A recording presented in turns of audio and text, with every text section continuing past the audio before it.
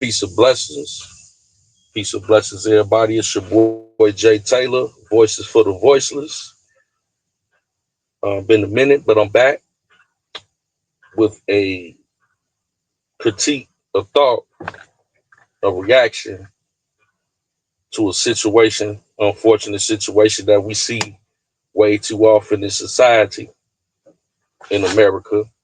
Um, and as the title says, my thoughts on the William McNeal Jr. arrest. Now, this story has been catching headlines as of late. Pardon the background noise as I am at work. But just to give you a brief overview, which is interesting, 22-year-old William McNeal Jr. was pulled over by sheriff deputies the night of February 19th, 2025, in Jacksonville, Florida. So this incident happened back in February 19th. But we're really, I'm just not hearing about it.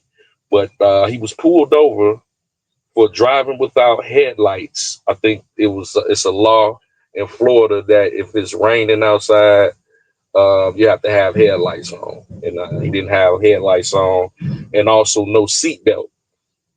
Um, so when he got pulled over, I noticed that from the because there's two different camera angles. One angle is from William McNeal Jr. himself filming the incident, and also the police body cam angle. So from the police body cam angle, they approached the vehicle, and one mistake that McNeal did was he opened his door as they were approaching. Bad move, bad move. And with these type of situations, be driving while black, BWB in America, driving while black in America, you never want to make any sudden moves, especially as they're approaching the car. So that probably threw the police officer off anyway when he was approaching the car. Now I'm looking at this from an objective viewpoint. So Big Deal was asked to exit the vehicle, um, and ultimately said he wasn't about to exit the vehicle while you pulling me over, and it was just a constant back and forth about him exiting the vehicle, and he wanted to know why he was being pulled over. I think they told him that the reason why, no headlights, no seatbelt, which is a minuscule, a very small traffic infraction, if that was the case, right? So he refused to exit the vehicle. Several times after being alerted, more police officers came to the scene, and they were asking him to, this last time I'm gonna tell you. So consequently, the police busted out his window. When they busted out his window, McNeal was filming the incident in real time. When he busted out, the police officer did that. He then pursued to punch McNeal, he punched him in the face, you know, on camera. Now that was excessive, unnecessary. William McNeal was showing his hands. No need to punch the man in the face. So after they bust the window, punched him in the face, they dragged him out the vehicle to arrest him. So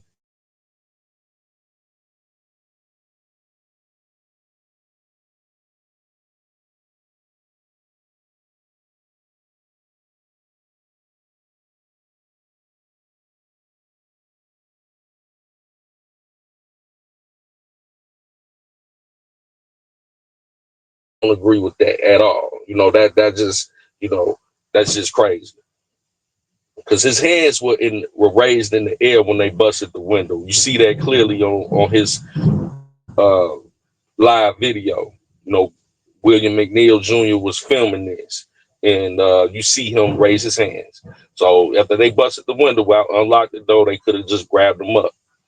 But he still did refuse to exit the vehicle. Officers yanked him from the vehicle, handcuffed him, left him injured on the ground. So he had suffered injuries as a result of this. Uh, he suffered a concussion, a broken tooth. He needed stitches in his lip.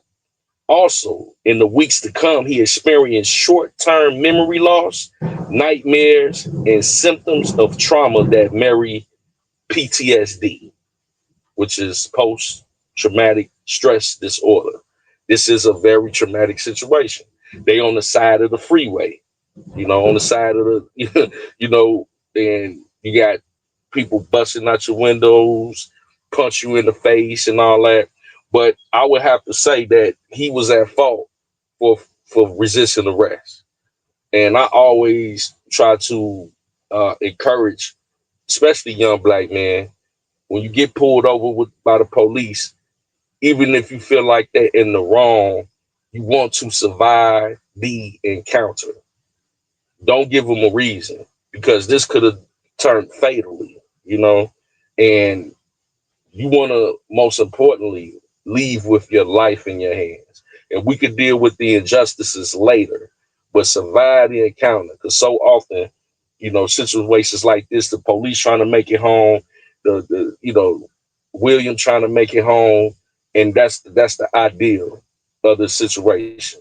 If it's unfair, we'll deal with that later. You know, the sheriff's office later alleged that McNeal had reached for a knife during the stop. So there was a rather nice long sized knife under his seat, which the footage doesn't show him reaching for no knife.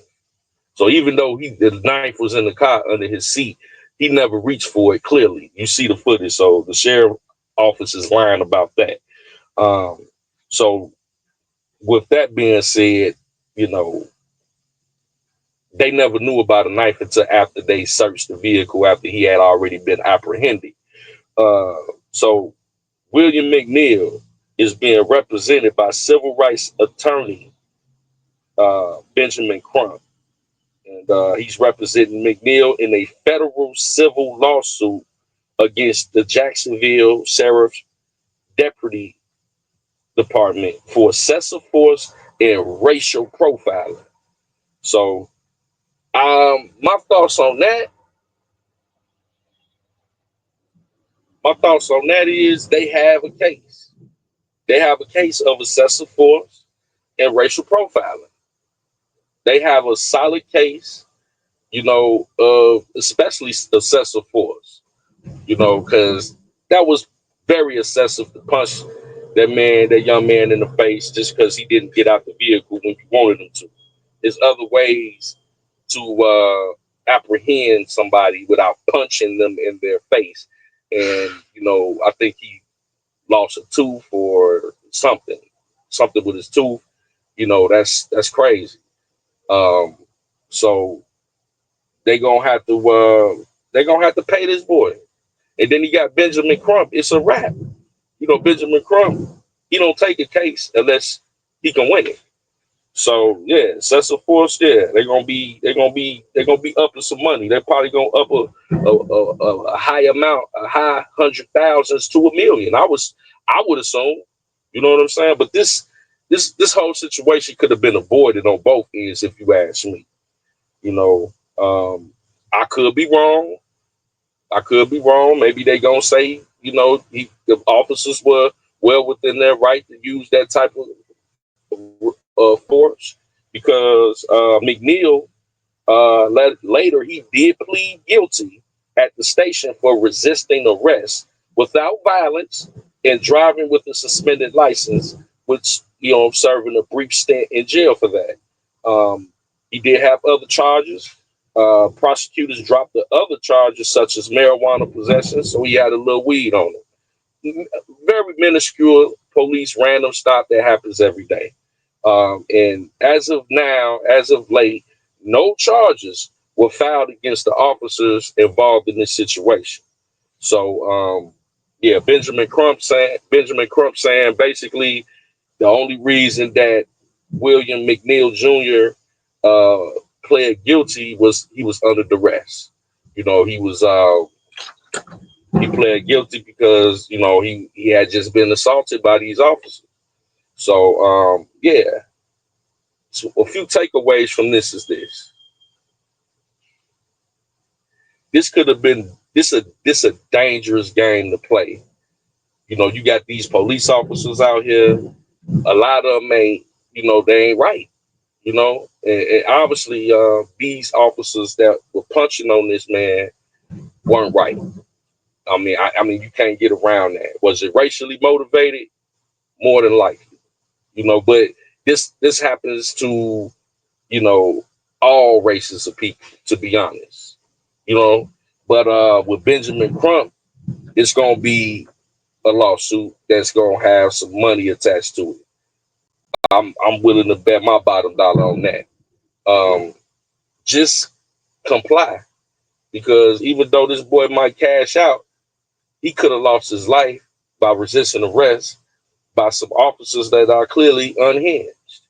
And price, ain't no price you could put on your life that's worth, not complying.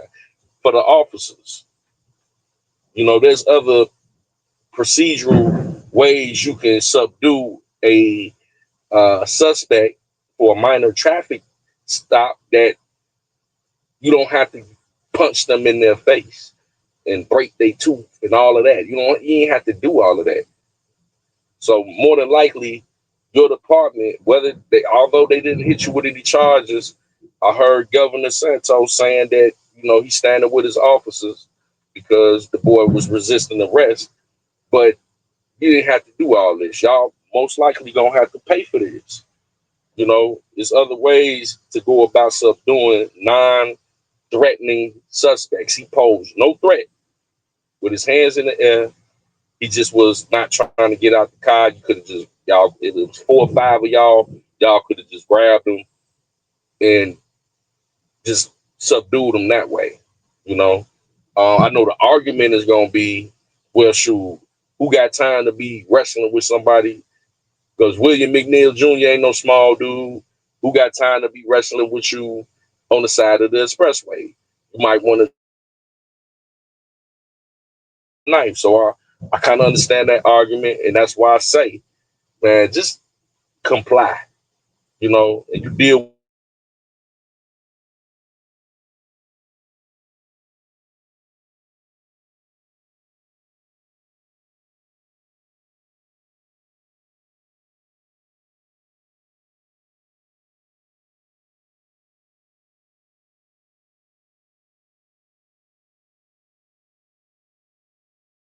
was in the car, and I talked to him. This is how you deal with the police. Don't give them a reason. Survive the encounter would be my advice. Just comply. We'll deal with the other stuff later. If you want to speak to an attorney, hey, just tell them, hey, I ain't got no answers for you, but I want to speak to my attorney. And that's how you handle that. But yeah, y'all, it's your boy Jay Taylor, Voices for the Voiceless. We love y'all. Until next time, we should see you soon. Peace and blessings.